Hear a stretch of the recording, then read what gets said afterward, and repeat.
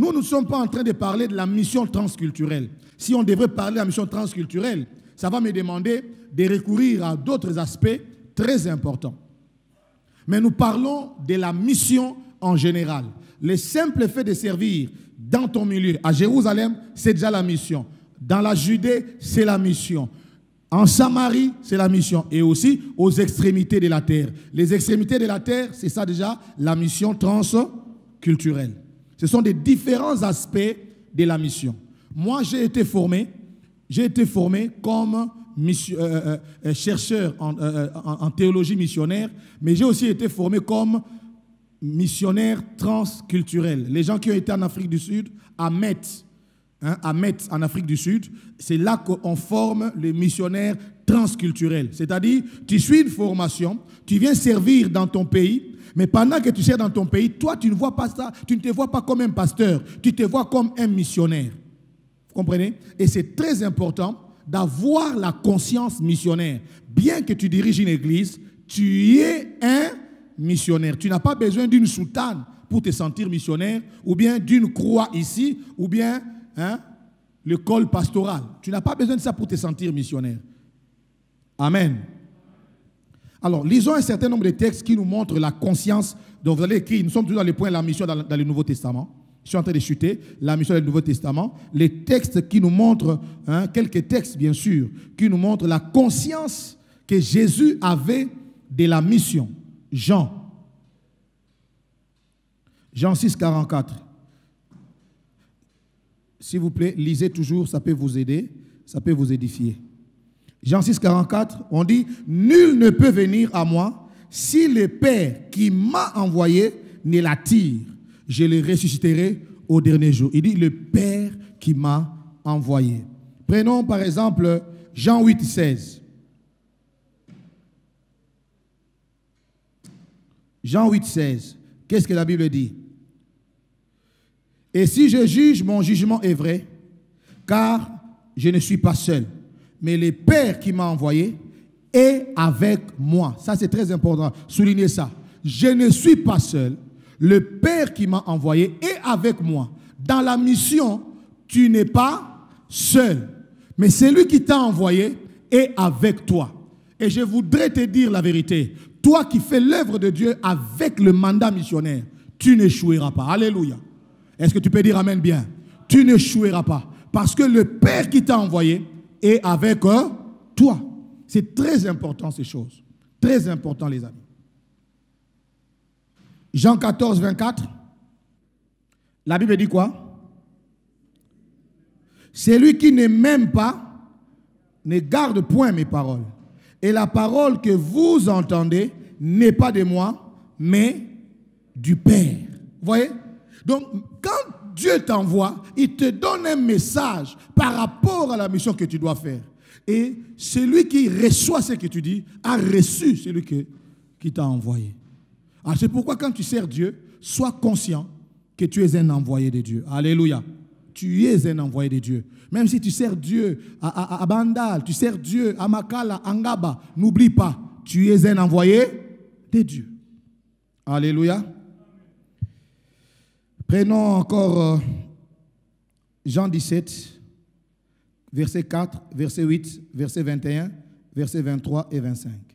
Jean 17, verset 4, verset 8, verset 21, verset 25.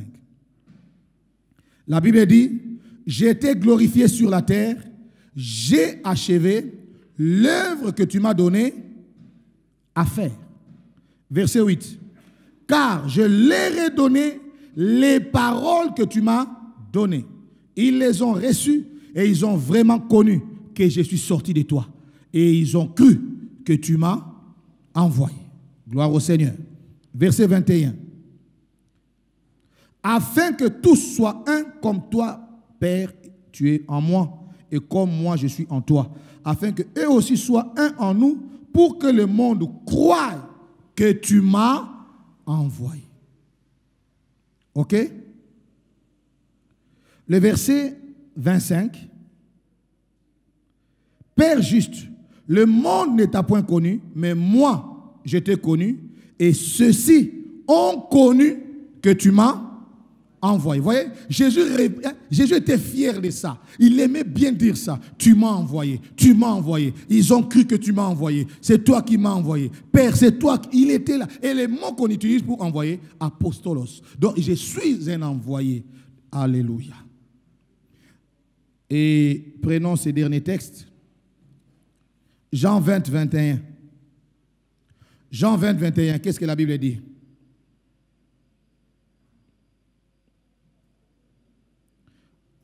Jésus leur dit de nouveau, la paix soit avec vous. Et la suite dit quoi? Comme le Père m'a envoyé, moi aussi, je vous envoie.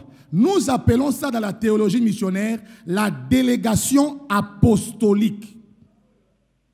Nous appelons ça la délégation apostolique.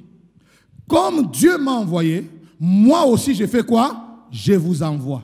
Frères et sœurs, Jésus, avant d'envoyer, il a dit, j'ai achevé l'œuvre que tu m'as donnée à faire. C'est seulement un envoyé qui peut envoyer. Vous me suivez très bien? Alors, retenez ceci.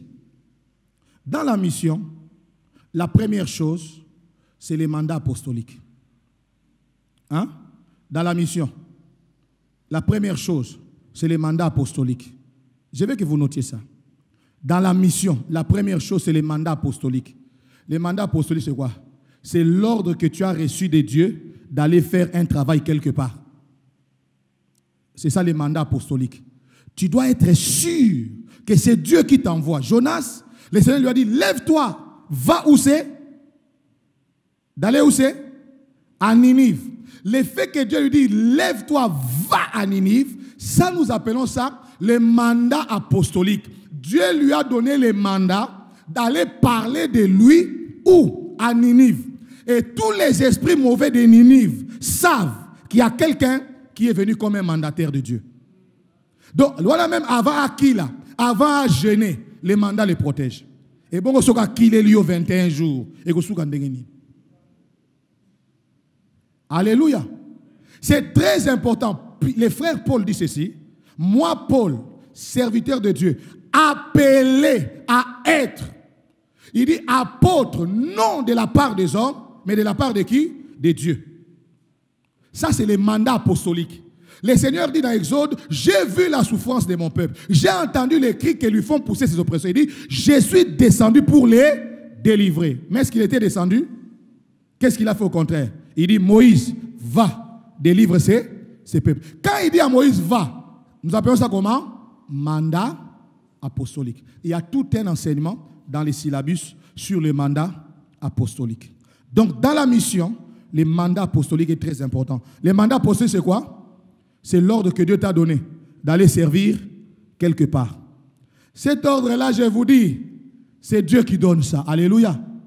Alors Jésus dit, comme le Père m'a envoyé, moi aussi, je vous envoie.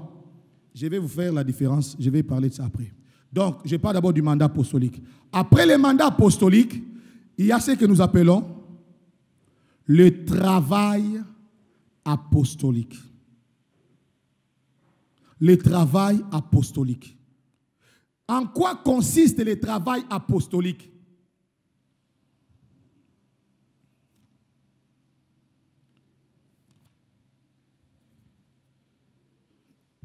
Je vais revenir là-dessus.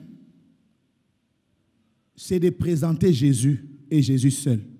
Parce que Jésus est la meilleure stratégie de la mission. Lisons 1 Corinthiens 1, 6, 7,23. Quand on dit le travail apostolique, hein, ça dit que ça ne fait pas de toi un apôtre. Je ne dis pas que... Non, quand on dit travail apostolique, le travail qu'un envoyé de Dieu est censé faire dans les champs de la mission, c'est ce que nous appelons travail apostolique. C'est le travail qu'un envoyé de Dieu est censé faire. Vous avez écrit ça? Le travail apostolique, c'est le travail qu'un envoyé de Dieu est censé faire dans les champs où Dieu l'a envoyé.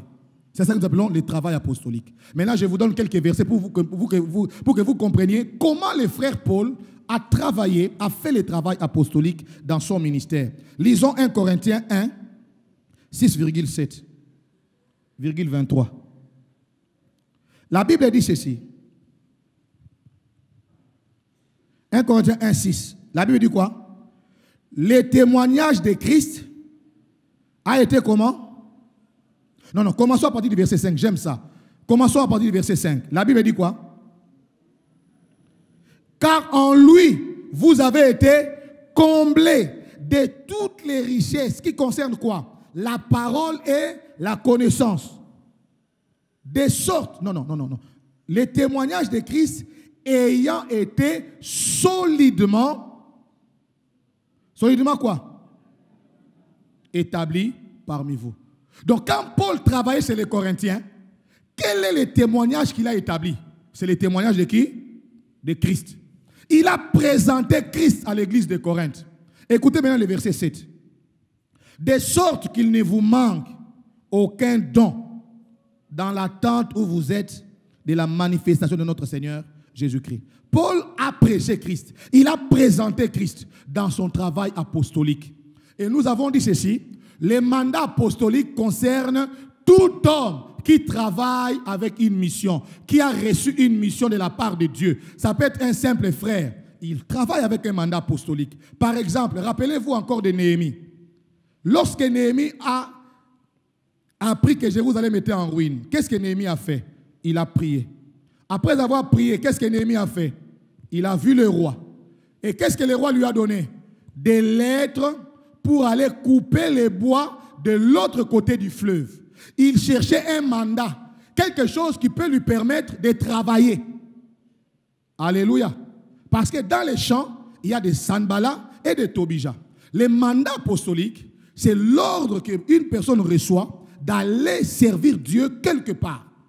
Maintenant, le travail apostolique, n'est-ce pas? C'est le travail qu'une personne est censée faire dans le champ où Dieu l'a envoyé. Et en quoi ça consiste? Ça consiste à présenter Christ. Il faut prêcher Jésus, mes amis.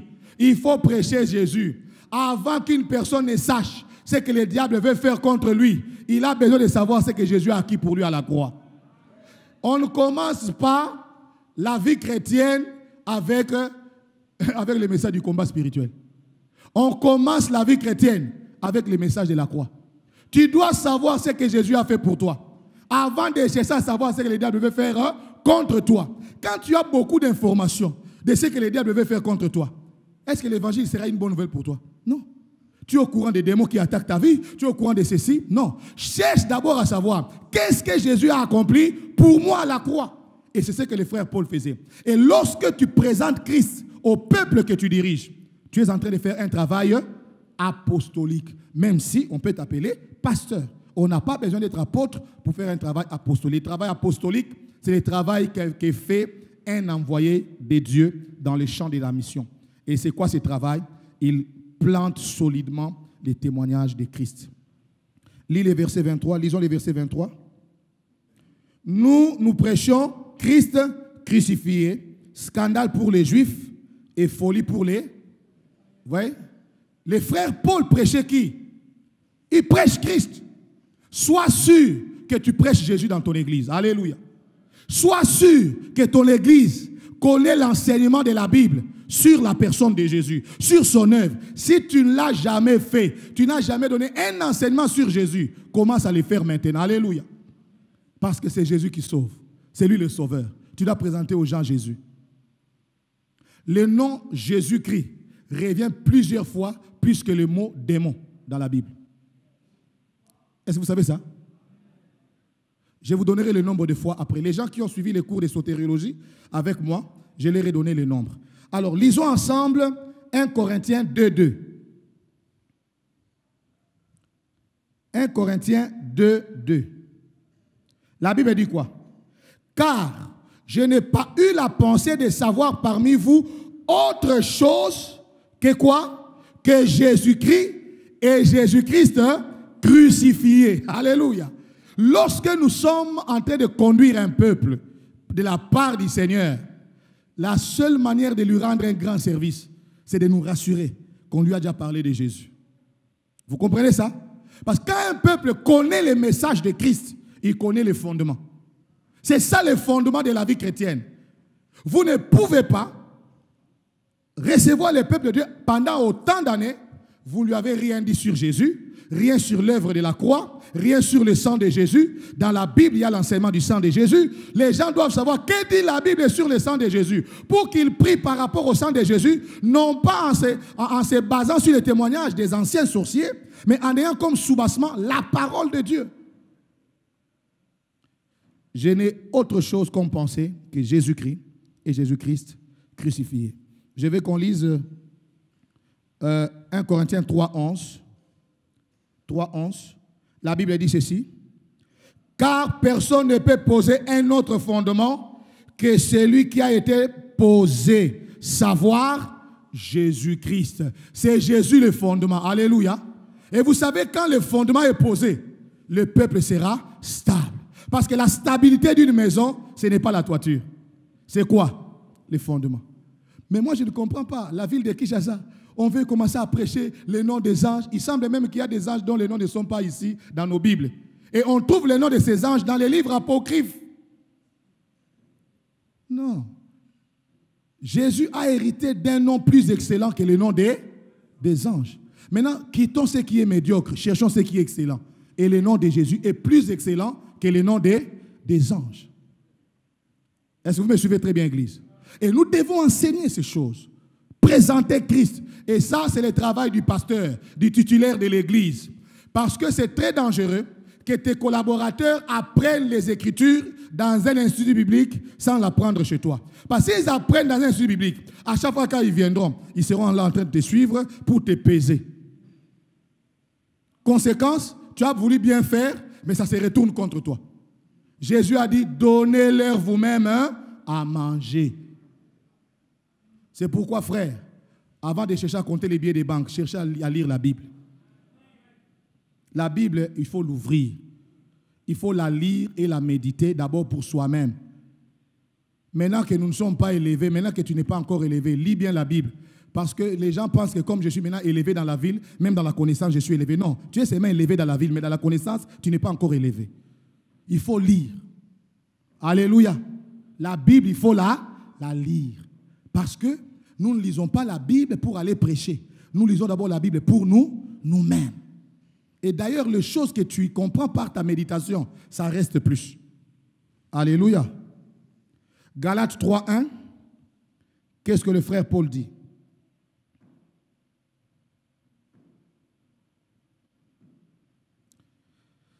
Ô Galates, dépourvus de sens, qui vous a, lisez ça s'il vous plaît, qui vous a fasciné, vous aux yeux de qui Jésus-Christ a été peint comme crucifié. Il dit Galates, qui vous a fasciné. Le verbe là, fasciné, c'est baskaïno. Baskaïno veut dire ensorceler, jeter de mauvais sorts. Maintenant, le frère Paul, quand il regarde le comportement des Galates, il dit Galates, qui a jeté sur vous de mauvais sorts? Au point que vous avez abandonné la vraie foi, vous qui croyez en Christ, qui vous a ensorcelé. Maintenant, les étudiants de l'Épître aux Galates savent qu'il y a une différence entre l'Épître aux Galates et l'Épître aux Romains. Dans l'Épître aux Romains, Paul expose, n'est-ce pas? Alors que dans l'Épître aux Galates, Paul s'oppose. Dans Galates, Paul est en train de s'opposer. À quoi? Aux judaïsants qui veulent ramener les chrétiens de Galates à revenir à la foi juive pour être véritablement sauvés. Vous comprenez, les amis? Maintenant, dans l'Épître aux Romains, le frère Paul expose la doctrine. Mais dans Galates, l'Épître aux Galates n'est pas une épître doctrinale. C'est juste une épître apologétique. Il défend la foi. Il défend la doctrine de Christ. Il s'oppose aux gens qui veulent amener le judaïsme dans la foi chrétienne. Est-ce que vous ne voyez pas que nous sommes en train de tomber dans ces problèmes aujourd'hui? Où on veut montrer aux gens que le voyage vers Israël, c'est une expérience chrétienne. Non! Aller en Israël n'est pas une expérience chrétienne, c'est une expérience touristique. Vous me suivez très bien? Et moi, les jours où je vais aller là-bas, je ne me ferai pas baptiser. Je suis déjà né de nouveau. J'ai reçu mon baptême d'eau, natrande shit et coquille. Vous me suivez très bien? Mais les gens se font baptiser au Jourdain. Vous voyez, ils ne comprennent pas les Écritures. Ils vous disent, j'ai prié dans la tombe où on a enterré Jésus. D'ailleurs, qui vous dit que c'est vraiment la vraie tombe? Peut-être que c'est pour des raisons touristiques qu'on a créé ça par les archéologues. Le voyage en Israël est très important pour nous, enfants de Dieu. Ça peut nous permettre de faire des études bibliques. Mais ce n'est pas une expérience chrétienne. Alors, arrêtons de présenter ces voyages comme si c'était une expérience spirituelle. Non. J'ai un ami qui est à Tel Aviv. Il dit, eux-mêmes là, ils ne croient pas en Jésus. Il y a beaucoup de païens là-bas. Il y a beaucoup d'occultistes aussi là-bas. Donc, aller en Israël n'est pas une expérience chrétienne, c'est une expérience touristique.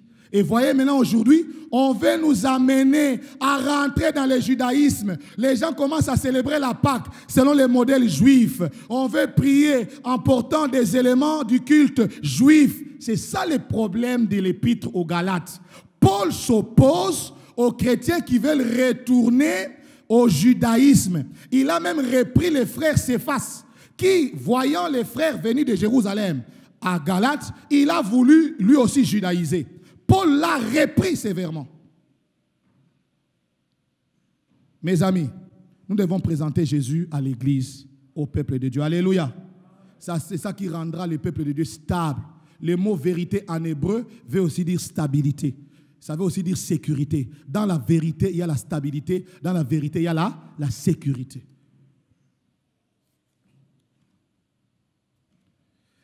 Parlons à présent de ce conseil de Dieu pour réussir la mission.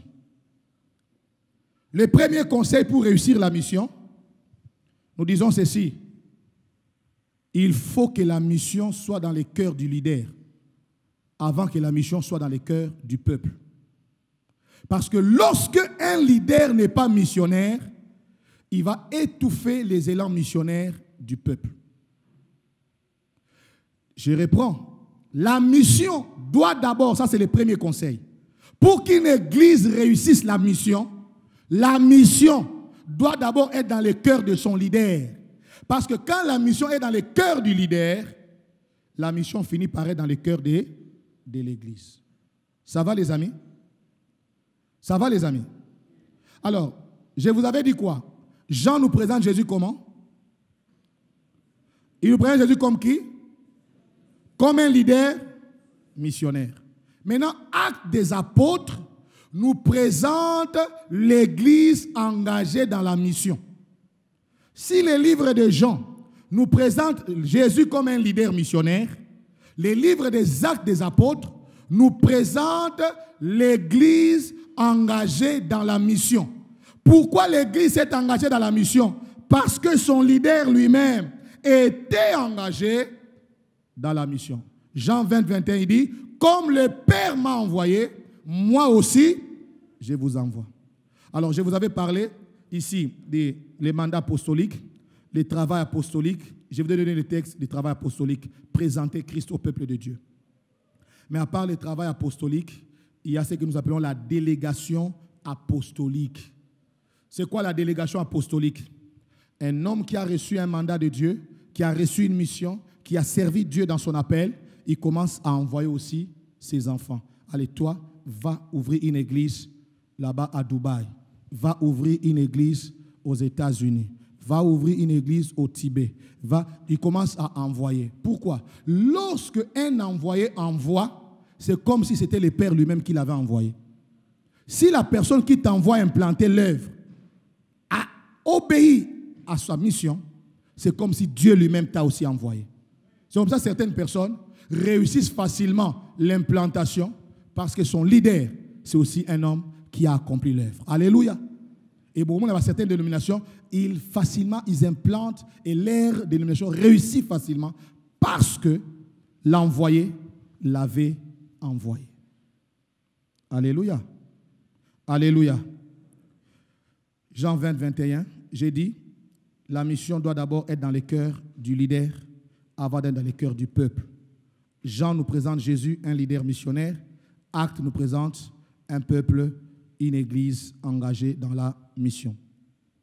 Alors la deuxième chose comme conseil pour réussir la mission, c'est il faut que l'église puisse avoir un message évangélique et missionnaire. L'église doit avoir un message évangélique, un message missionnaire. Dans une église, il faudrait qu'il y ait des moments où on appelle les gens à donner leur vie à Christ.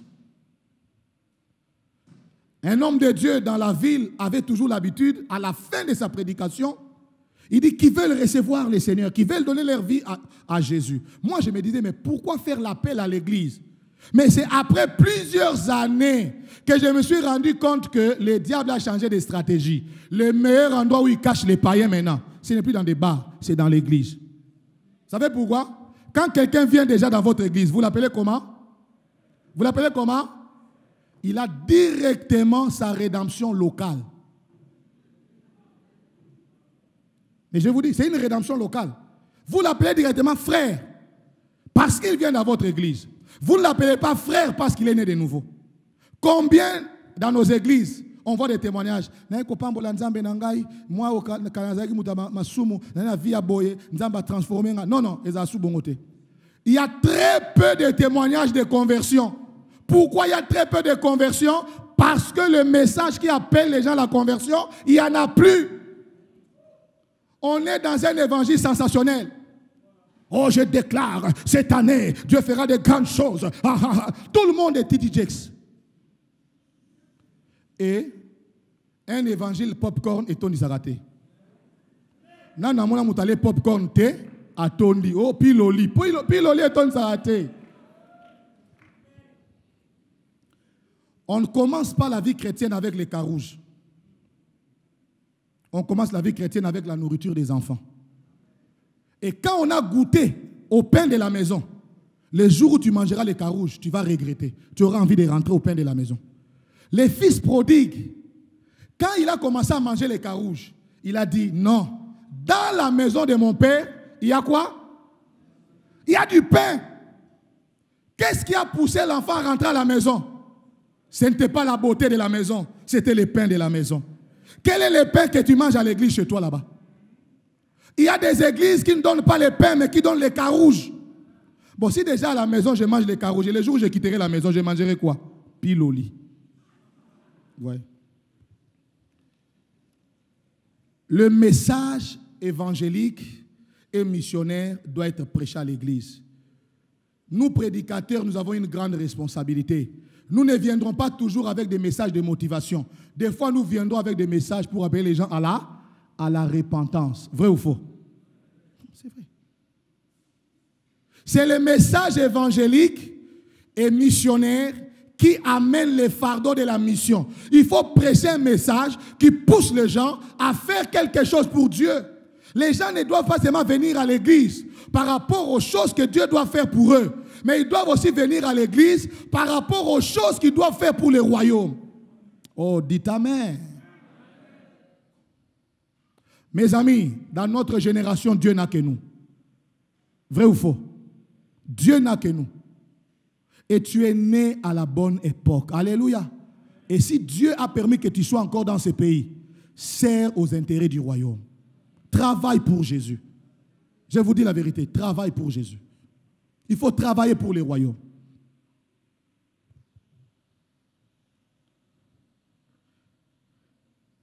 Donc, pourquoi les messages? Il faut prêcher. Vous voyez comme on fait ici? Ce genre de travail, ça amène l'esprit missionnaire. Ça amène les fardeaux de la mission. Vous voyez, depuis qu'on est assis ici, les gens sont en train d'écrire. C'est important, frère. Il ne faut pas seulement avoir des réunions très électriques et très, très sensationnelles. C'est comme si les gens sont dans un état second. Non, des fois, il faut faire asseoir les gens. C'est très important, frère. On ne débranche pas les cerveaux quand on vient à Jésus. Je vous dis, on ne débranche pas les cerveaux quand on vient à Jésus. La foi n'est pas un suicide intellectuel. Quand on vient à Jésus, il faut que j'apprenne les choses. La Bible dit, il faut joindre à la foi quoi? La connaissance. Le mot connaissance en hébreu, c'est yada. Dis avec moi yada. Et dans yada, il y a l'intimité. C'est très important, les amis. Je reprends ma phrase. On ne débranche pas les cerveaux, même quand on vient à Christ. Moutou fait sale. Le Seigneur n'a pas besoin du suicide intellectuel pour t'aimer et t'utiliser. Ton intelligence doit être au service du royaume. Où sont ces frères très forts en mathématiques aujourd'hui? On n'a plus des gens comme ça. Des frères qu'on peut... frère dans ma casse dans mathématiques, et puis des frères dans ma casse dans chimie. Baza sous-souté. C'est comme si on n'a pas besoin de gens comme ça à l'église. La foi n'est pas un suicide intellectuel. On ne débranche pas les cerveaux. Je vous en supplie, ne débranchez pas les cerveaux. Examinez tout ce qu'on vous prêche. Il ne faut pas être en extase. Non, quand on vous prêche, l'anda bien. Yo, qu'est-ce que c'est profond. Oui, c'est profond. La troisième chose pour réussir la mission, l'église locale doit avoir des structures missionnaires. Première chose, j'avais dit, la mission doit être dans les cœurs du leader pour qu'une église réussisse la mission. Si les leaders ne pensent pas à la mission, tu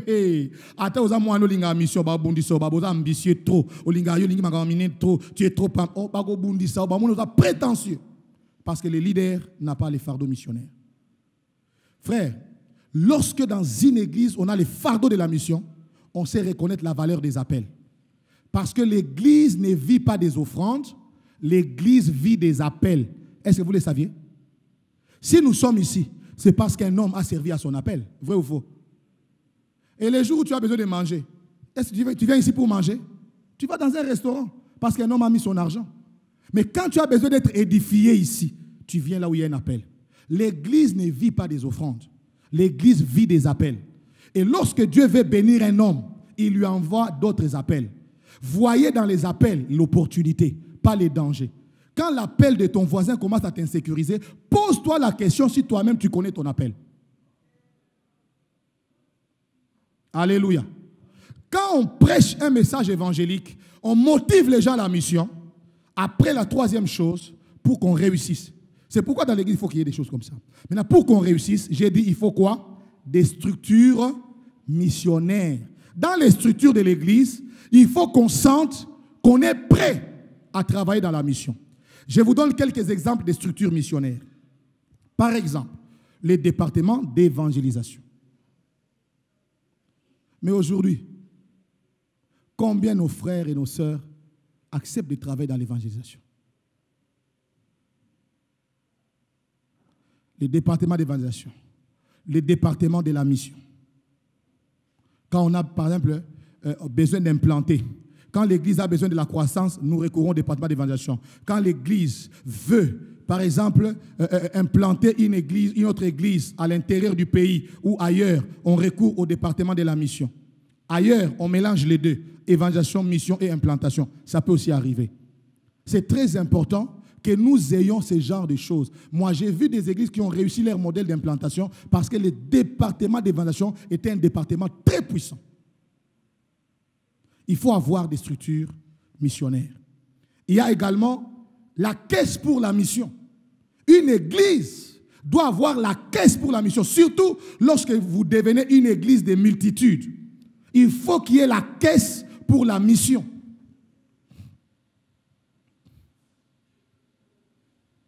Et là, ça appartient, ça dépend du pasteur de l'église. Lui-même, il va définir qui vont contribuer à la caisse de la mission. Il va mettre des stratégies. Mais à part la caisse pour la mission, on peut répertorier dans l'église les familles partenaires de la mission. Les familles partenaires de la mission et de l'implantation. Il y a des familles comme ça. À part la dîme et les offrandes qu'ils donnent à l'église, ils disent que non, voilà, moi dans mon salaire, j'enlève autant pour soutenir le projet d'implantation dans mon église. Vous voyez? Alors, nous identifions ces familles-là, qui sont les familles partenaires de la mission. Je connais des missionnaires blancs qui sont venus ici, au Congo, qui ont été envoyés et soutenus par les familles des États-Unis qui finançaient la mission ici. On peut avoir à peu près 1000 familles qui donnent $5 à la fin de chaque mois. Tu te retrouves avec combien? Un budget de combien? $5 000. Les États-Unis, c'est un pays qui a la conscience missionnaire. Vous allez voir toute une famille qui envoie une somme d'argent pour soutenir un missionnaire en Afrique. Est-ce que nous avons des familles missionnaires ici? Non. On n'a que des familles qui disent « Nzambe, bibo nange kotoboka mukolo nini ». C'est fini.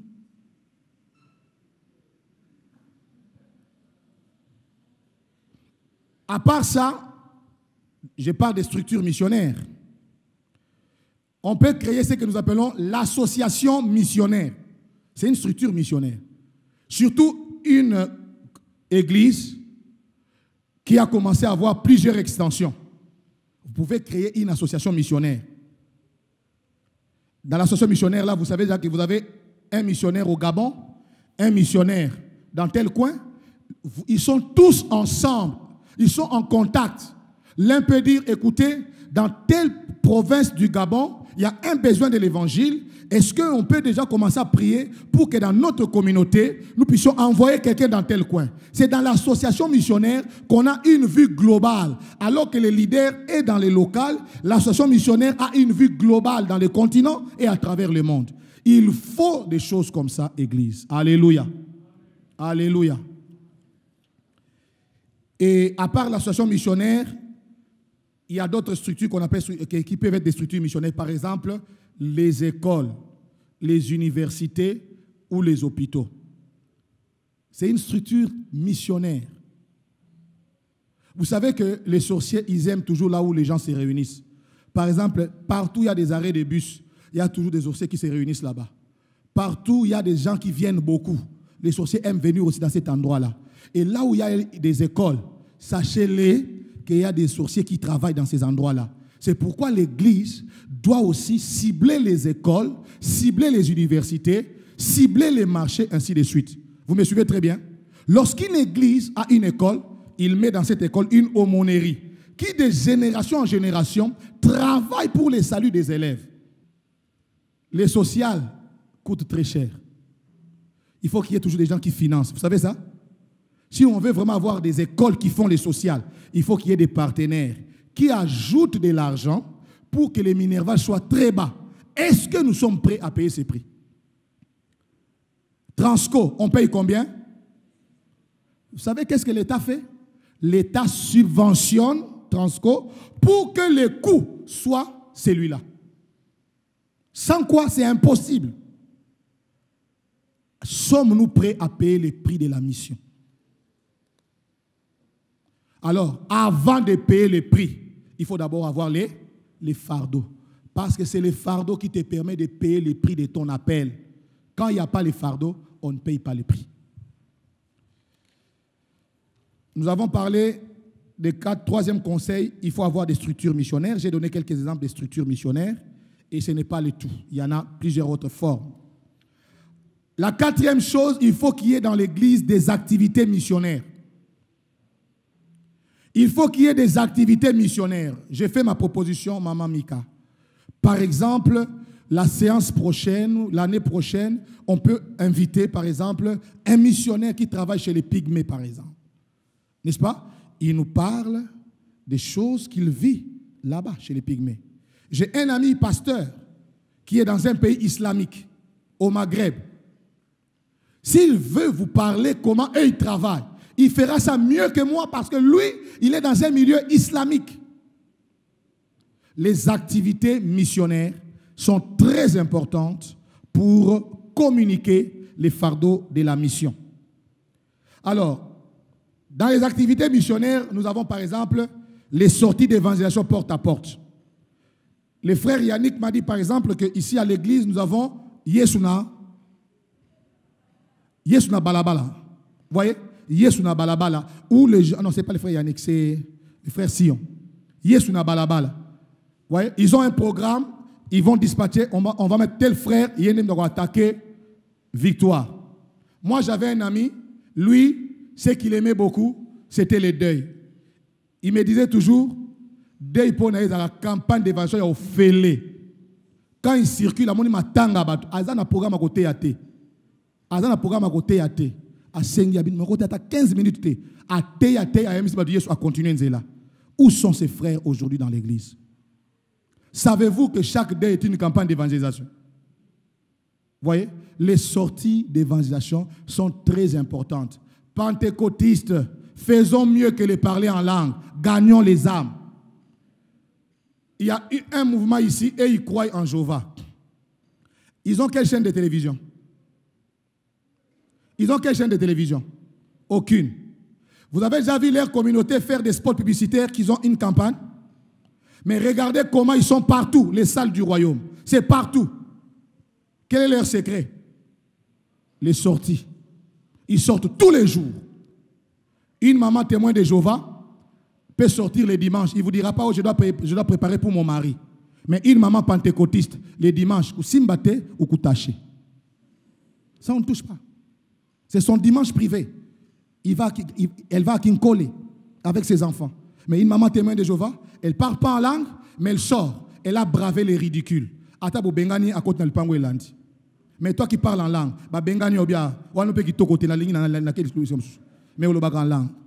mais un témoin de Jéhovah ne dira pas ça. À cause de quoi? La conscience missionnaire que nous avons perdu. Nous insistons trop sur les parler en langue, mais nous n'insistons pas trop sur la mission. Eh bien, nous avons beaucoup de gens qui parlent en langue, mais qui n'évangélisent pas. Les visites dans les hôpitaux, dans les prisons, dans l'orphelinat.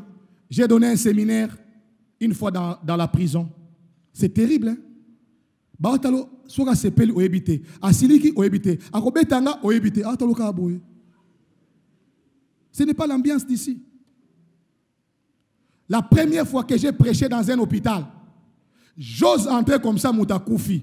Batangelinga Marc, à mon nom, vous restez les mots. Tchangi, dans chambre. Parce que pour la première fois que j'ose évangéliser, quelqu'un meurt. Malchance, pardonnez, mon ami m'a dit, frère, prêche même dans l'autre chambre. Je suis allé prêcher. Et j'ai mal prêché. J'avais merveilleusement mal prêché. Mais mon ami m'a dit, oh, t'es bien, t'es en bon. Il m'a fait prendre conscience que je prêchais bien.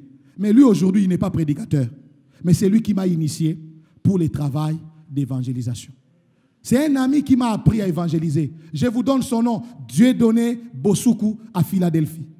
C'est lui qui m'a appris pour la première fois que moi j'ai évangélisé, Dieudonné Bosuku, qui m'a appris à évangéliser. Mais lui n'est pas prédicateur. Où sont ses frères qui peuvent entraîner les autres dans le travail d'évangélisation? Vous voyez, c'était dans un hôpital que moi j'ai appris à évangéliser. L'implantation des cellules, très important, ce sont des activités missionnaires. Je vous parle des activités missionnaires. Sortie d'évangélisation, visite dans les hôpitaux, dans les prisons, dans les orphelinats. Vous avez des habits que vous ne portez pas, vous donnez ça à l'équipe d'évangélisation. Vous avez des sacs qui sont devenus comme des musées dans votre chambre. Vous donnez ça à l'équipe d'évangélisation. Le jour où ils vont faire l'évangélisation, ils pourront, comme disent les enfants, cadonner ça aux autres. Alléluia. L'organisation de croisades évangéliques, ça aussi, ce sont des activités missionnaires comme vous avez fait la fois passée à la 7e rue. Alors, la 5e chose pour réussir la mission, c'est le renforcement des capacités des membres, des ouvriers et des serviteurs. Dans la mission ou dans la préparation à la mission, il faut renforcer les capacités. Il faut équiper les gens qu'on veut envoyer. Parce que si on n'équipe pas les gens qu'on veut envoyer, quand ils seront sur le terrain, on va les troubler. Une fois, j'ai envoyé les gens à l'évangélisation. Ils arrivent sur le terrain, ils rencontrent des témoins de Jéhovah. Et on lui a posé la question. On a posé la question à la sœur. Bon, à voter Angaï, dis-moi, toi tu crois dans la Trinité, bien dans l'unitarisme. La sœur, pour la première fois, il a appris les débats de la Trinité et de l'unitarisme devant un témoin de Jéhovah. Moi, chez moi, il n'avait pas eu ça. Mes frères, ça est torsion, corde à linge à Kima. Heureusement pour moi, je leur avais déjà dit, lorsque dans l'évangile, quelqu'un vous amène dans des sujets difficiles, n'abordez pas cela, arrêtez avec cette personne, allez ailleurs. Ça, ce sont des choses qu'on donne dans l'évangélisation. Mais je me suis seulement rendu compte que j'ai encore du travail. J'ai envoyé les enfants d'autrui aller faire l'évangélisation. Mais là, dans les terrains, on commence à les amener sur des sujets qu'ils n'ont pas eu avec moi. Je connais un pasteur à Lubumbashi, son église a été vidée parce que les gens d'une autre doctrine avaient implanté à côté de lui. Et lui n'enseignait pas certaines choses, on lui a vidé toute l'église. Renforçons les capacités des ouvriers. Alléluia. Chef de département, sois un homme qui fait la recherche. Renforce les capacités de tes ouvriers. Quand tu ne sais pas les donner, recours au pasteur titulaire, il va venir donner. Recourez aux grâces dans le corps de Christ pour renforcer les capacités. 6e chose, pour réussir la mission, il faut aussi créer une intercession missionnaire. Une intercession pour soutenir la mission. Parce que j'ai lu un livre à Lomé. Le livre-là était intitulé « L'évangélisation par la prière ». Malheureusement, je n'avais pas photocopié ce livre. J'ai oublié l'édition, l'auteur. L'évangélisation par la prière. La prière est un aspect de l'évangélisation. Alléluia. Dans Psaume 24, la Bible dit « À l'Éternel la terre et ce qu'elle renferme ». Et les intercesseurs sont la première phase pour conquérir un terrain, un champ missionnaire. On envoie des intercesseurs, ils commencent à prier. Et quand ils commencent à prier, ils ont des enseignements qu'ils reçoivent. Est-ce que vous savez ça? Est-ce que vous savez ça? J'ai suivi une formation à Durban. Le titre de la formation, c'était « Comment intercéder pour libérer une ville ». C'était la formation qu'on nous a donnée à Durban. Comment intercéder pour libérer une ville. Mais ça, c'est très important pour les gens qui veulent implanter. L'intercession en faveur de la mission demande un certain équipement pour ces intercesseurs-là. Ils ont une certaine manière de prier pour préparer la voie aux gagneurs d'âmes et à l'évangéliste qui viendra faire la croisade. C'est pourquoi nous disons, pour réussir la mission, il faut aussi réussir quoi? L'intercession. Parce que l'œuvre de Dieu s'est faite d'abord à genoux avant de se faire debout. Est-ce que vous le saviez? L'œuvre de Dieu, je disais, s'est faite d'abord à genoux avant de se faire debout. Et avant de commencer à parler aux gens dans les quartiers, nous passons du temps dans la prière. Mais dans ces prières-là, qu'est-ce qu'on va demander à Dieu? C'est lui qui a suivi une formation par rapport à l'intercession pour la conquête. Il saura comment on intercède pour préparer une campagne d'évangélisation. Et la 7e chose, 7e conseil, pour réussir la mission, il faut aussi maintenir le contact permanent avec ceux qu'on a déjà envoyés. Maintenir le contact avec les personnes qu'on a déjà envoyées. Vous avez ouvert une extension, je donne un exemple, à Matadi. Depuis que les gars, vous l'avez envoyé là-bas, vous ne l'appelez même pas, vous ne lui demandez même pas comment ça évolue, personne ne s'occupe de son cas. Pour vous, c'est vraiment un bon débarras à l'obarato, totinde kuna, afin d'anier kuna, abela te et talibi sauté. Non, là vous n'avez pas compris la mission. Parce que la personne que vous avez envoyée là-bas est aux prises avec les forces du monde des ténèbres. Et son église locale doit rester en contact avec ces messieurs. Est-ce que je parle à l'église? Est-ce que je parle à l'église? L'église qui t'envoie doit rester en contact avec toi. C'est la responsabilité de l'église qui envoie. Restez en contact avec les personnes qui sont allées implanter l'église en votre nom pour demander ne fût-ce que comment ça évolue. Et si la personne a quelques soucis, il peut vous faire part. Mais des fois, quand on t'envoie implanter,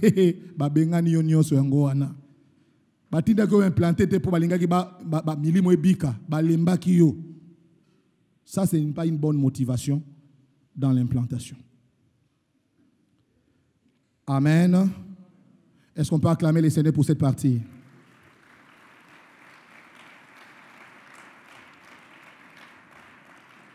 Alors, je voudrais chuter pour vous laisser maintenant me poser des questions. Parlons-en maintenant des stratégies missionnaires. Les stratégies missionnaires, et c'est le dernier point de notre partage. Je voudrais vous dire ceci. La meilleure stratégie de la mission, la plus grande stratégie dans la mission, c'est de prêcher Jésus. Vous me suivez? Jésus est la meilleure stratégie. Jésus est la plus grande stratégie dans la mission. Quand Dieu vous envoie en mission, prêchez Jésus. Parlez de Jésus. Ne parlez pas de votre église. Quand vous prêchez dans une campagne, parlez de Jésus. Prêchez Jésus. Révélez Jésus. Dites aux gens ce que Jésus est. Ce que Jésus est capable de faire. Frères et sœurs, c'est là qu'on a besoin des évangélistes. Un évangéliste, quand il présente Christ, même les pécheurs ne résistent pas. Ils ont envie de donner leur vie à Jésus. On a besoin des gens qui ont la grâce évangélique. Mais malheureusement, j'ai comme l'impression que les églises du Congo n'ont pas besoin des évangélistes. D'ailleurs, quand on t'appelle aujourd'hui évangéliste, ça veut dire que tu es dans une étape vers ton vrai ministère. Hélas. Quand on doute, on ne veut pas trop encore reconnaître les ministères de quelqu'un, on dit, bon, non, c'est un évangéliste. Comme pour dire, lui n'est pas encore pasteur. Ailleurs, quand tu appelles quelqu'un pasteur, il se sent diminué. Il faut dire révérend. Là, il sent, c'est le révérend Marcel. Là, tu as un masque à révérend. Allah masque à révérend. Et c'est sens de choses comme ça qui nous tuent et qui ne nous permettent pas d'être utiles dans les terrains. Vous comprenez, mes amis? Lorsqu'on sert les seigneurs et qu'on te dit tu vas prêcher dans une campagne d'évangélisation, mon frère, il ne faut pas prendre des trucs trop difficiles. Prêche seulement à Jésus. Présente Jésus. Parle seulement. Tu vas voir que Jésus lui-même, il chasse les démons. Jésus lui-même, il guérit les malades. Jésus lui-même, il va faire les restes. Parle seulement de Jésus. Maintenant, malheureusement, aujourd'hui, nous tous, nous sommes pasteurisés. Vous allez dans un institut biblique, vous sortez pasteur. Même quand vous-même vous sentez que ce n'est pas ça votre ministère, mais vous avez peur de dire les vrais ministères parce qu'on va dire que c'est la titromanie. C'est comme ça que nous tous, on s'est fait pasteuriser. Voyez les amis, on a besoin des évangélistes dans l'église. Alléluia. On a besoin des évangélistes. Vous savez, aujourd'hui dans nos églises, il y a peu de convertis parce qu'il n'y a plus de place pour les évangélistes. Quelle est la mission de l'onction d'un évangéliste? C'est ramener dans l'église les fardeaux des âmes. Dans une église où il y a un vrai évangéliste, regardez cette église-là, les gens ont les fardeaux des âmes. Mais aujourd'hui, dans nos églises, nous sommes des sacrificateurs sans fardeau. Sans fardeau. Sans fardeau des âmes. Alors, avant que je n'aille loin dans les stratégies missionnaires, j'ai voulu seulement vous dire ceci. Dans les champs de la mission, n'oubliez pas, parlez de Jésus. Alléluia. Parlez de Jésus. Je connais une communauté, et avant de parler de Jésus, ils parlent de leurs prophètes. Je ne vais pas citer le nom de leurs prophètes. Ils parlent de leurs prophètes, ils vous disent, voilà, comment il avait transformé quelque chose en écureuil, comment il avait fait ceci. On n'a pas besoin de ça. Présentez Jésus. Jésus seul va faire le reste. Alors, en termes de stratégie, j'ai essayé de lire dans les Écritures. J'ai découvert un certain nombre de choses qui sont très utiles comme stratégie dans la mission. Alors, première chose comme stratégie, identifier les fardeaux et les champs missionnaires. Nous parlons maintenant des stratégies missionnaires. Il faut identifier les fardeaux. Tu as le fardeau de faire quoi là où tu vas? Ça doit être clair en toi. C'est quoi le fardeau que tu as? Parce que, mes amis, le ministère, l'appel est un fardeau. L'appel, ce n'est pas un songe. Oh, na lotaki, na lokatisa, na traversé bilanga. Non. L'appel, ce n'est pas un songe. L'appel, c'est un fardeau. Quand Dieu appelle un homme, la première chose qu'il te donne, ce n'est pas la veste, c'est le fardeau. Alléluia. Et le fardeau te permet de libérer l'onction du message. Quand tu prêches avec fardeau, tu libères l'onction du message. Mais quand tu n'as pas le fardeau, tu prêches comme un intellectuel. Le fardeau fait de ta bouche la bouche autorisée de Dieu. Quelqu'un dit amen. Quand tu prêches avec fardeau, tu paieras le prix de ton ministère, même quand tu n'es pas payé. Ce qui fait la différence entre un mercenaire et un serviteur, c'est le fardeau. Le mercenaire est motivé par les salaires, mais le serviteur, il est motivé par quoi? Les fardeaux. Lorsque le souverain sacrificateur entrait dans le temple, il avait sur sa poitrine combien de pierres? 12 pierres. Chaque pierre représentait quoi? Les tribus des enfants d'Israël. Allez faire l'étude de chaque pierre. Chaque pierre était une pierre précieuse. Pourquoi c'était des pierres précieuses? Parce que Dieu voulait montrer les prix d'une âme. Alléluia. Chaque tribu était une personne. Judas, c'est une âme. Judas avait une pierre précieuse. Donc Judas a du prix devant Dieu. Chaque tribu avait une pierre qui les représentait. Et les souverains sacrificateurs, en entrant dans les saints des saints, il entrait avec les 12 pierres sur sa poitrine. Mais aujourd'hui, nous avons des sacrificateurs sans fardeau. Quand il entre dans les lieux très saints, il a 40 jours, aucun fardeau pour les âmes. Vous savez, mes amis, la puissance d'un message, ce n'est pas les mots grecs, mais c'est les fardeaux avec lesquels tu les prêches.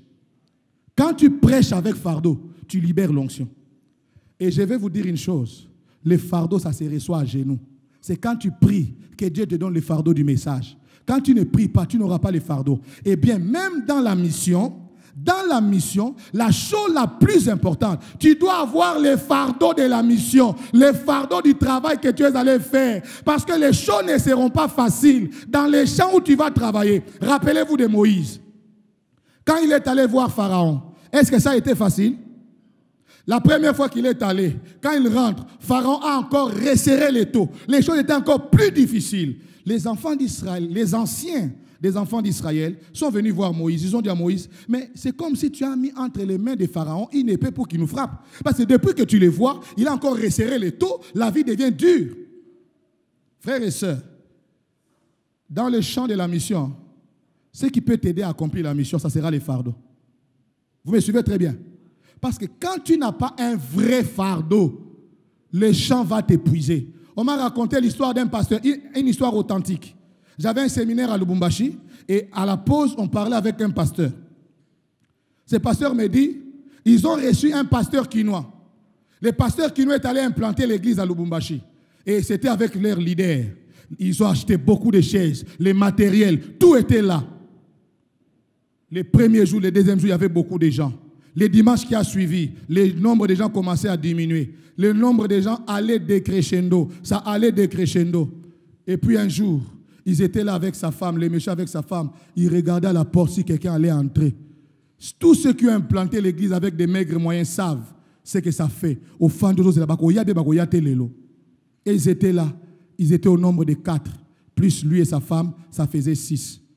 Les messieurs ont dit, en tout cas, il faut que avec Bomangaï. Vous savez ce qu'il a fait? Ajiba bafle. Akeluki pasteur atekeli pasteur moko. Ajiba kit atekeli pasteur. Palais asomi billet azongi nakin. Vous voyez? Il n'avait pas les fardeaux. Vous me suivez très bien? L'apôtre Haïdini avait l'habitude. Il prie pour toi. Il dit, mon fils va servir Dieu. Il ne te donne rien. Il prie pour toi. J'ai été avec la responsable de l'évangélisation de l'époque, avec Haïdini, une maman. On l'a envoyé à Kisangani, aller faire l'œuvre de Dieu. L'apôtre Haïdini a seulement prié. Il dit, ma fille, va, Dieu est avec toi. Elle est allée. Et des églises ont été implantées. Vous voyez, mes amis, la mission, c'est d'abord les fardeaux et identifier les champs. Si tu n'es pas dans les champs où Dieu t'a établi, tu vas souffrir. Tu vas souffrir. Sois sûr que là où tu veux aller, c'est Dieu qui t'envoie. Amen. Amen. La deuxième stratégie, à part les fardeaux, et opérer dans les fardeaux, identifier les champs, opérer dans les champs là, parce que quand tu sais que je suis là où Dieu me veut, même si on te dit que ça va visa aux États-Unis, aucun d'été. Mais ce que tu as dit, on a visa, pasteur a voyagé,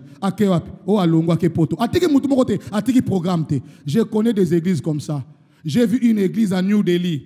Le pasteur est parti à Paris sans laisser de mots d'ordre. Il a seulement appelé quelqu'un à Kinshasa, à New Delhi, qui doit conduire. Et les gars, quand il arrive à New Delhi, lui aussi commence à conduire à Zunzela, Brésil, à Tikibor, à Kei. Et il a laissé, quand j'arrive là, je trouve seulement des jeunes frères qui étaient là et même ils priaient. J'ai dit à un frère, où est l'église? Longwa, Nzambazawate. Ils sont en collège. Dimanche. Ça, c'est l'église.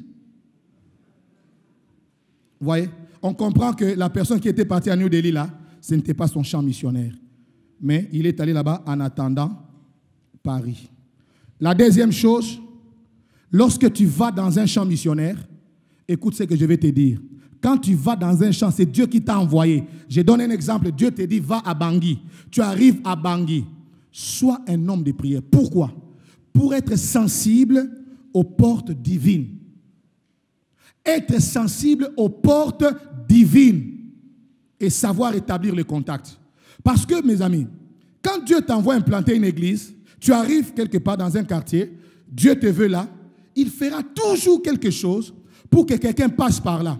Si tu es sensible, ça sera peut-être la personne là qui sera le clavieriste. Toi, tu dois être sensible aux rencontres, sensible aux portes. Jésus arrive en Samarie. Jean 4. Et il rencontre une femme. Jésus était un missionnaire. Il veut évangéliser la Samarie. Mais qui était la porte d'entrée de Jésus en Samarie? La femme samaritaine. Jésus n'a pas minimisé cette porte.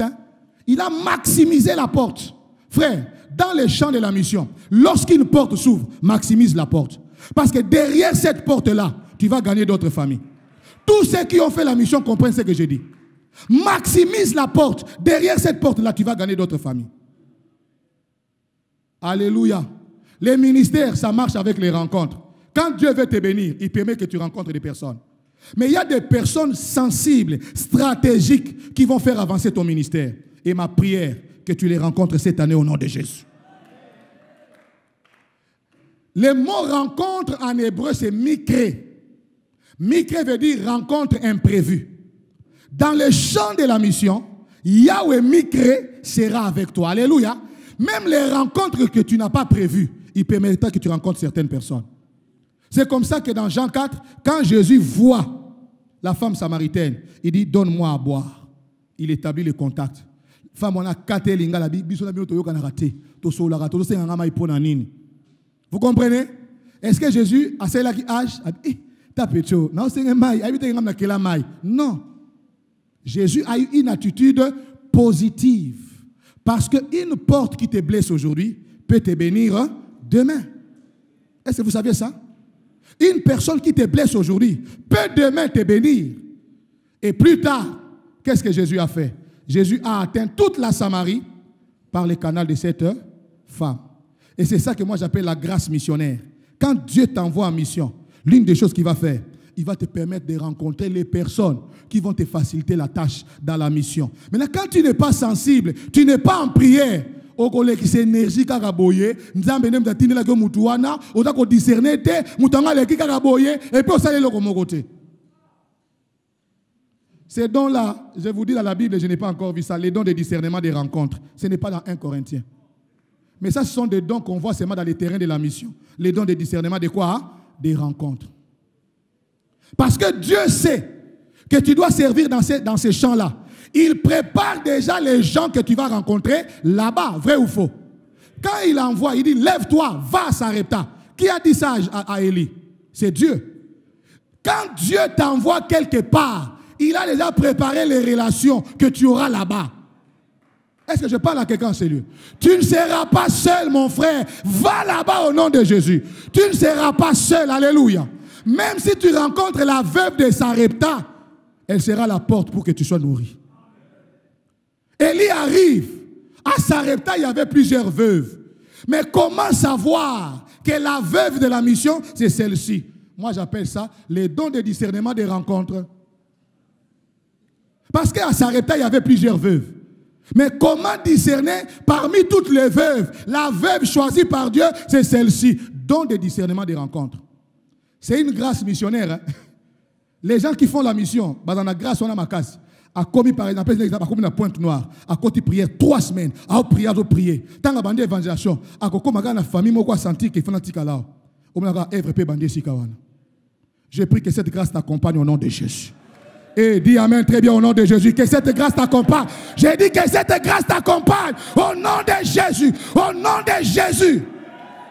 Yahweh Mikré, c'est le Dieu des rencontres imprévues.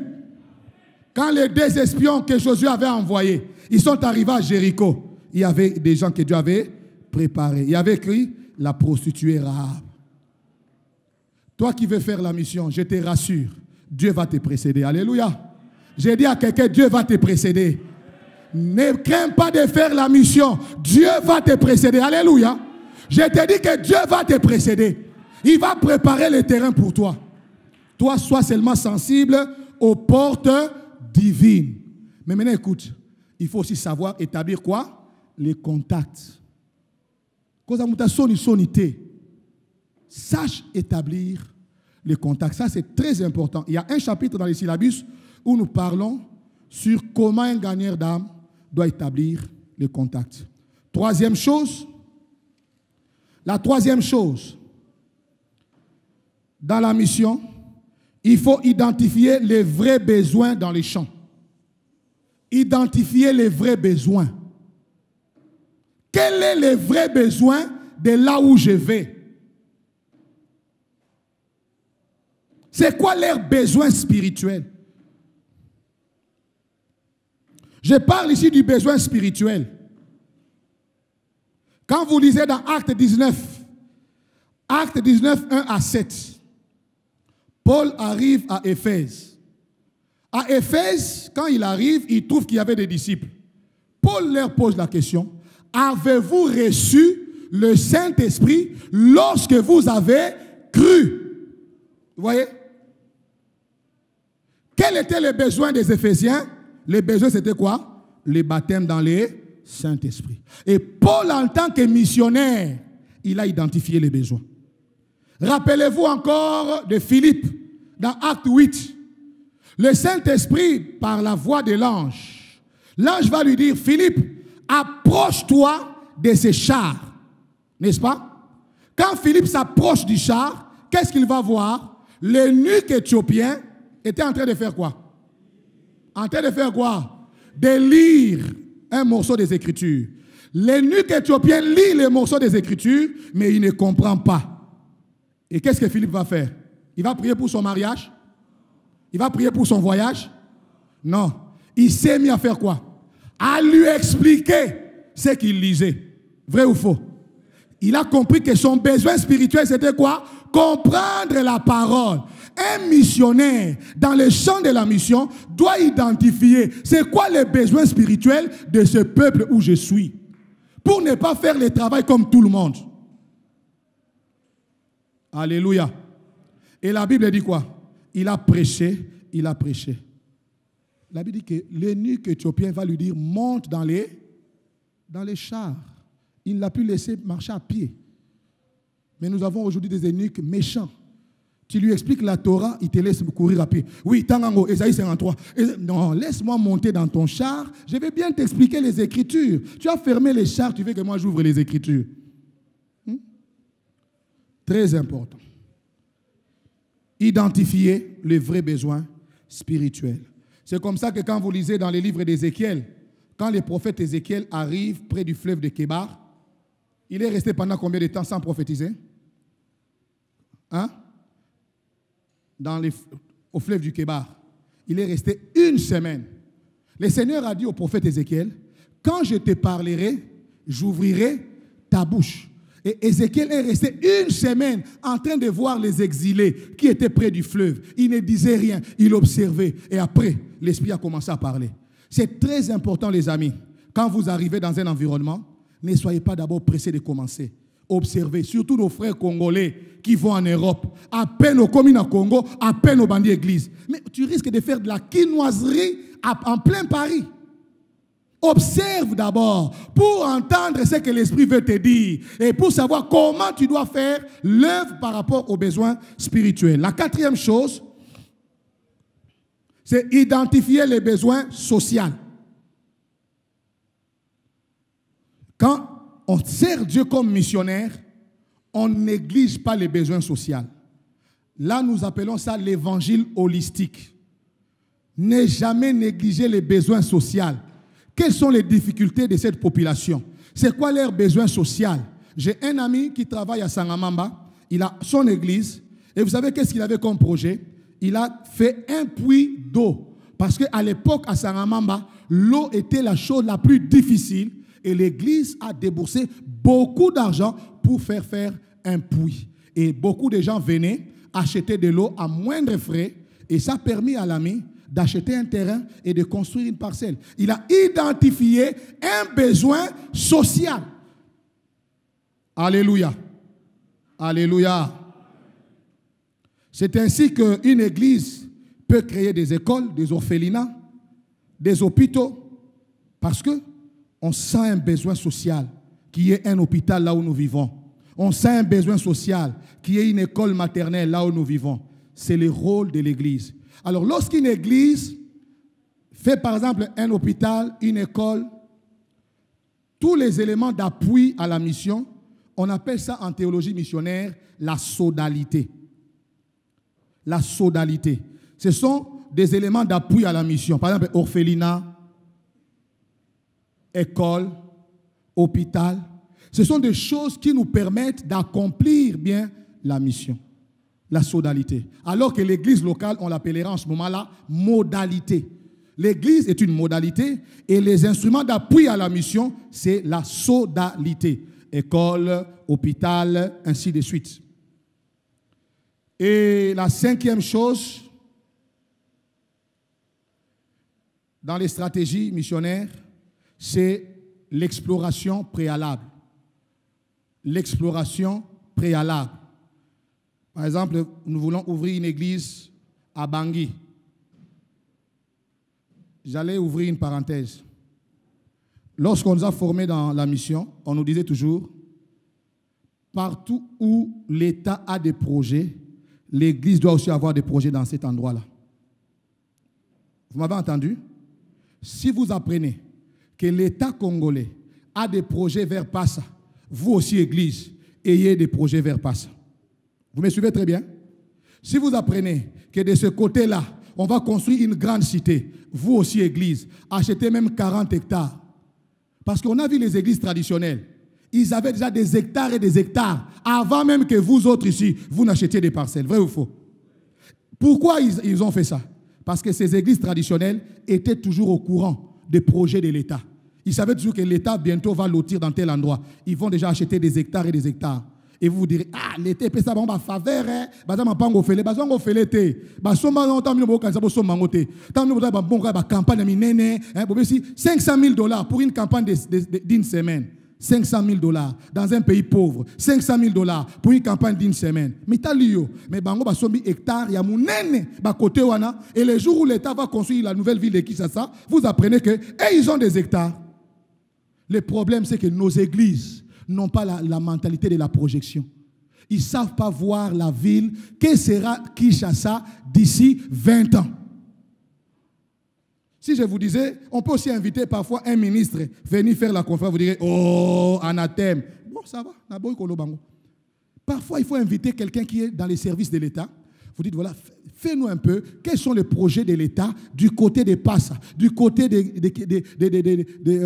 partout là-bas, c'est là-bas. Vous apprenez et vous dites, nous en tant qu'église, il faut qu'on achète aussi quelque chose là-bas. Vous comprenez? Et le jour où il y aura une nouvelle ville de Kinshasa dans cette contrée-là, vous avez déjà combien d'hectares? 40 hectares. Qui connaît ce qu'on appelle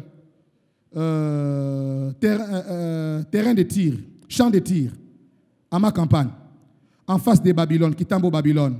Voyez, même vers là où se trouve l'église Présence de Dieu, derrière, vers Ngouma là-bas, derrière, cet endroit-là, on appelait ça champ de tir. On a acheté des parcelles à $300. Vous savez en quelle année? 2001. Les parcelles coûtaient $300. En 2000, vers 2010-2011, les parcelles étaient déjà dans les $60,000. Vous voyez? Combien d'églises ont acheté des hectares là-bas? Mais aujourd'hui, si vous osez, est-ce que vous saurez? Je voudrais encourager les églises. Achetez maintenant du côté là-bas, des passes et consorts. Ayez des hectares. Est-ce qu'on peut dire amen? Ayons des hectares. Parce qu'en tant que fils d'Abraham, on a la promesse de la postérité et la promesse de la terre. Achetons des hectares et des hectares. Du côté de Mitendi là-bas. 20 mètres sur 20. Ça ne coûte pas beaucoup. Si l'église peut avoir des hectares, même s'il n'y a pas encore un projet, achetez quand même. Dans les années à venir, vous allez voir ce que l'État va faire. L'église doit avoir, n'est-ce pas, des projets comme ça de développement par rapport aux besoins sociaux. Et pour ça, j'ai dit, la phase d'exploration est très importante.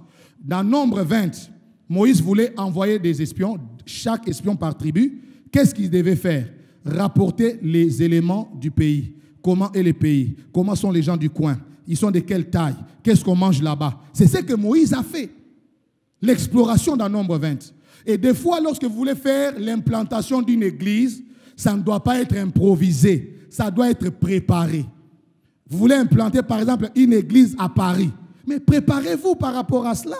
Parce que vous risquez d'envoyer un missionnaire à Paris et le mettre sous régime de Kinshasa. Alors, c'est un suicide par préméditation. Il va mourir.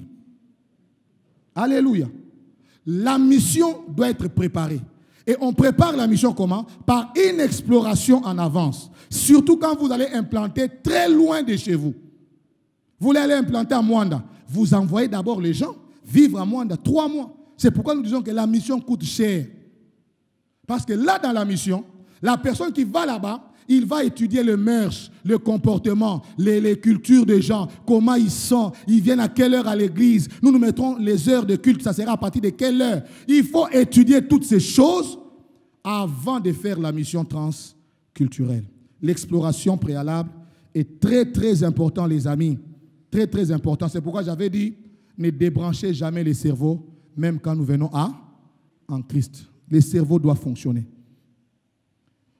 Et la 6e chose, et je suis déjà à la fin, il reste 2 points, 6e et 7. Dans la mission, les renforts est très important. Les renforts. Renforts. Je vous donne des exemples. Dans Acte 8, Simon a fait un grand service à Samarie. Il est débordé. Quand Pierre et Jean apprennent ce qui se passe là-bas comme réveil, ils savent que Philippe ne saura pas gérer tout ça. Pierre et Jean sont montés en Samarie pour gérer et appuyer Philippe dans les réveils qui s'est éclaté. Les renforts est très important. Vous envoyez un frère implanter une église et vous apprenez que là-bas, il y a une grande gloire. Il y a beaucoup de gens qui viennent, mais il n'a pas tellement l'équipement pour former. Vous regardez dans votre église, les gens qui ont cette grâce, vous les envoyez. Non pas pour l'église, mais pour renforcer les missionnaires, l'équiper et équiper ses collaborateurs afin qu'ils continuent le travail qu'il est en train de faire. Et enfin, il faut toujours une équipe missionnaire solide. L'équipe missionnaire. Quand on envoie un missionnaire, on ne l'envoie pas seul. On envoie toute une équipe. Et l'équipe doit être solide. Vous savez déjà que dans l'équipe où on l'a envoyé, il y a un frère qui sait jouer au clavier, il y a un frère qui sait chanter, il y a un frère qui sait modérer. Donc, il a le minimum dont la personne a besoin pour bien implanter l'église. Alléluia. Alléluia. Et ça, c'est très important. Les églises qui font ce genre de choses, leur implantation est souvent réussie. Leur implantation est souvent de qualité. Des fois, on voit les labels d'une église et on vous dit, c'est ça leur extension. Vous dites, on voit les cœurs de leurs leaders. C'est ça leur extension vraiment. Vous voyez? Quand vous envoyez quelqu'un en mission, envoyez-le en équipe. John Maxwell a dit ceci. John Maxwell a dit, le chiffre 1 est trop petit pour réussir. Donc, on ne peut pas réussir seul. Et quand vous envoyez quelqu'un en mission, envoyez-le en équipe. Jésus avait envoyé combien de disciples? 2 à 2. Et c'est très important. Voilà, j'ai fini les points sur les stratégies missionnaires. Que Dieu vous bénisse. Il faut ne jamais oublier qui t'a appelé à faire ce travail-là. Ne pas toujours dire, voilà, bolinguezate, bado soutenir, parce que des fois, nous commençons nous-mêmes nos propres choses et puis on dit à l'église, suivez-nous dans ce que nous sommes en train de faire. Non, je pense que lorsqu'on est fils dans la maison de son père, on parle avec son père, on dit, pasteur, voici ce que je sens dans mon cœur. Je voudrais marcher dans ceci. Et l'église si c'est un homme de Dieu qui a aussi les fardeaux de la mission, parce que nous avons dit que si le leader n'a pas les fardeaux de la mission, en ce moment-là, il va tuer ton fardeau. Alors, que faire lorsque je fais partie d'une église où le leader n'a pas les fardeaux missionnaires? Moi, je dirais, il faut encore patienter. Il faut encore patienter. Il faut encore patienter pour t'éprouver toi-même jusqu'à quel point tu peux obéir. Combien de fois, nous avons eu des convictions pour commencer l'œuvre, mais ça nous a pris beaucoup d'années. Les signes qu'on a l'appel, c'est qu'on peut encore écouter ceux qui sont au-dessus de nous. Est-ce que vous savez ça? Est-ce que vous saviez ça? Quand on est vraiment appelé, on écoute ceux qui sont au-dessus de nous. Parce qu'on devient serviteur par d'autres serviteurs. On ne devient pas serviteur par soi-même. Les self-made men n'existent pas. Il faut toujours avoir quelqu'un au-dessus de toi. C'est comme ça que moi, j'ai fait partie d'une communauté. Vous voyez. Le bien-aimé Léon a dit, Dieu peut vous appeler à une mission sans vous donner toutes les informations à la mission. Que faire en ce moment-là? Vous avez reçu l'appel, et vous n'avez pas tous les aspects. Moi, je dis ceci. C'est vrai que la vision grandit dans la marche. Plus je travaille, plus je comprends certains aspects. Mais il est important toujours d'être encadré. Regardez l'histoire de Samuel. Il reçoit l'appel. Il va chez l'homme de Dieu, Élie. L'homme de Dieu ne comprend pas. À 3 reprises. Et c'est après que l'homme de Dieu comprend ce qui se passe dans la vie de l'enfant. Vous voyez? La loi du parrainage est très importante, même dans les ministères. Tu as besoin de quelqu'un qui t'accompagne et qui t'explique comment tu dois marcher dans les choses que tu reçois de Dieu. Parce que si toi, tu n'as que Dieu qui te parle, alors tu es mal fait pour servir dans les ministères. Il y a des gens qui disent, Dieu m'a dit, Dieu m'a dit. S'il n'y a que Dieu qui te parle, alors à quoi nous nous servons? Il y a un temps où tu peux recevoir des choses de Dieu, mais il y a des moments où tu peux aussi écouter Dieu par les gens qu'il a établis. Vrai ou faux? C'est comme ça que Paul, sur le chemin de Damas, le Seigneur lui est apparu. Il a demandé, Seigneur, que veux-tu que je fasse? Le Seigneur lui a dit, entre dans la ville, on te dira ce que tu dois faire. Et qui lui a dit, qui a prié pour lui? Ananias. Est-ce qu'Ananias a ressuscité un mort? Est-ce qu'il a fait des miracles comme Paul? Non. Voyez mes amis. Terlet, il dit, par quel signe on peut savoir qu'on est appelé à être missionnaire ou non? Non, moi je crois que le plus important, ce n'est pas de savoir, suis-je appelé à être missionnaire ou non? Non. Quel est le fardeau que Dieu a mis dans mon cœur? Et sers Dieu par rapport au fardeau qu'il y a dans ton cœur. Vous me suivez très bien? Est-ce que vous me suivez très bien? Tu as un fardeau. Sers Dieu par rapport à ces fardeaux. Moi, j'ai commencé à servir Dieu. J'avais un ministère Jamaïque pour Christ. Le pasteur Marcelo est venu, je l'ai invité en 1997. J'avais une action à Jamaïque. Il est venu prêcher chez nous. Mais à l'époque, j'étais seulement simple frère. Mon souci à moi, ce n'était pas de savoir j'ai quel appel, est-ce que je suis apôtre, est-ce que je suis évangéliste. Non, le plus important pour moi, ce n'est pas les titres, c'est de servir Dieu par rapport au fardeau qu'il a mis dans mon cœur. Est-ce que j'ai bien parlé à ce niveau? C'est ça qui est important. Tu as un fardeau dans ton cœur, sers Dieu par rapport à ces fardeaux-là. Les restes, ça viendra après. Sinon, tu vas faire ce qu'on appelle la transhumance ministérielle. Vous connaissez la transhumance ministérielle? Il a été évangéliste, il a été pasteur, il a été apôtre, il a été prophète et il a été docteur. C'est-à-dire que ce qui est apôtre, il n'est pas comme apôtre. Ce qui est prophète, il n'est pas comme prophète. Ce qui est évangéliste, il n'est pas comme évangéliste. Je connais des gens qui ont été évangélistes dans la ville de Kinshasa, qui aujourd'hui sont apôtres. En transhumance pour les prophétismes. Bientôt, ils seront prophètes. Parce qu'il semble que ça marche.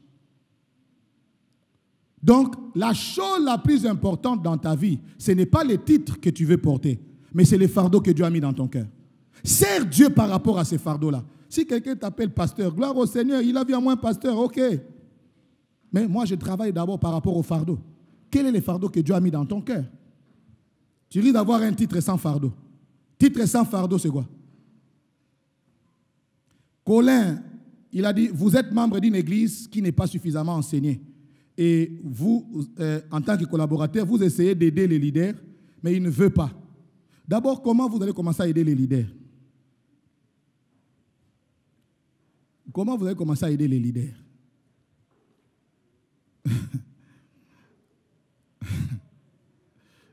Qu'est-ce que vous entendez par aider les leaders?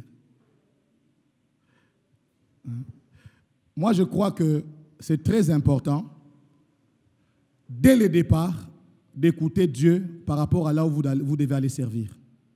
Parce que tout commence par là. Qui vous a mis sous les pieds de cet homme? Parce que si ce n'est pas Dieu qui vous a mis sous ses pieds, ça risque d'être très difficile. Et des fois, Dieu peut te placer sous l'autorité de quelqu'un pour un temps. Dès que ce temps-là finit, tu te retires. Vous voyez? Mais en règle générale, c'est toujours mieux d'être sous les pieds de quelqu'un qui peut t'aider à grandir spirituellement et dans ton appel. Il peut ne pas avoir l'argent comme toi, mais il peut t'aider à grandir parce qu'il a 2000 coudées d'avance. Les sacrificateurs qui portent l'arche avaient toujours 2000 coudées d'avance. Et un homme de Dieu, un leader, est un porteur de l'arche.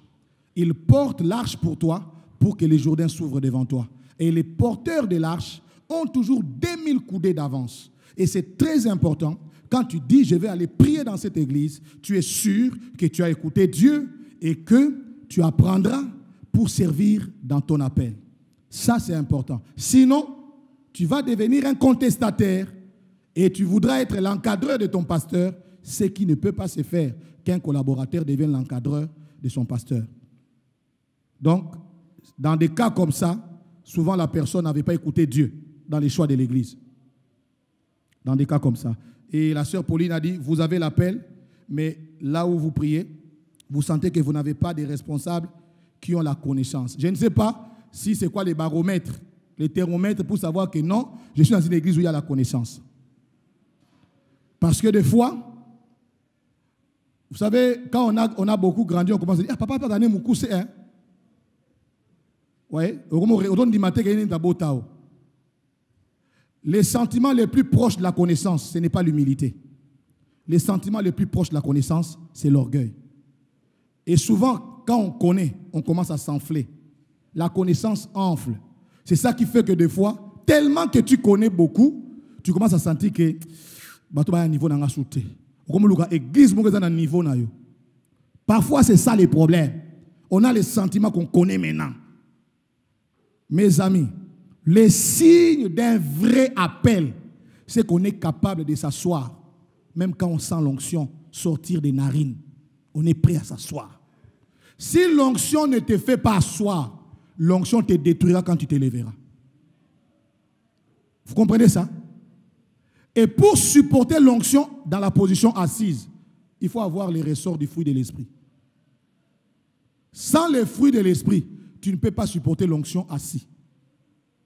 Des fois, tu as beaucoup de connaissances, mais Dieu veut te briser. Comprenez? Dans l'église, on ne te donne pas la chair. On donne aux gens qui jouent avec la chair. Et Dieu est au courant. Et il te brise pour que tu apprennes à écouter les autres. La Bible dit, celui qui écoute parlera toujours. Vous avez déjà lu ça? Dans Proverbe. La première étape du ministère, ce n'est pas prêcher, c'est écouter les autres. Alors des fois, Dieu fait quoi? Il sait que tu es au théâtre dans ma case. Mais il y a des cher dans l'église. Même la prière, il y a des mots grecs, des mots hébreux. Parce que Dieu lui-même, il veut te briser. Jusqu'à ce que tu apprennes de t'asseoir. Et quand tu vas accepter de t'asseoir, alors Dieu va te dire, lève-toi, va. Vous comprenez? Pour que Dieu te dise, lève-toi, tu dois t'asseoir. Mais déjà, toi-même, tu es debout. Comment Dieu va te dire, lève-toi? Dieu va te dire, assieds-toi, jusqu'à ce que je fasse. Alléluia. C'est très important, les amis. J'espère que vous aurez été aidés. Je n'ai pas la prétention d'avoir tout dit sur la mission, mais le peu que Dieu a mis dans mon cœur, je vous l'ai dit. Maman Mika, merci. Évangélisation, merci beaucoup.